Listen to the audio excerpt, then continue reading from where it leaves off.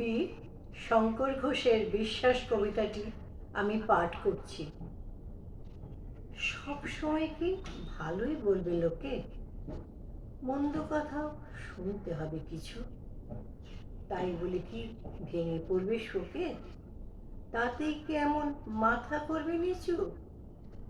এও প্রকৃতির জোয়ার ভাটার মতো যাওয়া আসার ছন্দ মেলেই চলে। রাত্রিবেলার বিরাট ছিল ক্ষত, ভোর ধুয়ে দেয় সবটা শিশির জলে। তোর মুখটা যদি এমন কাতর, আমার জীবন শূন্য লাগে তবে। আয় তো দেখি অবিশ্বাসের পাথর সরিয়ে দুজন বাঁচি সগৌরবে।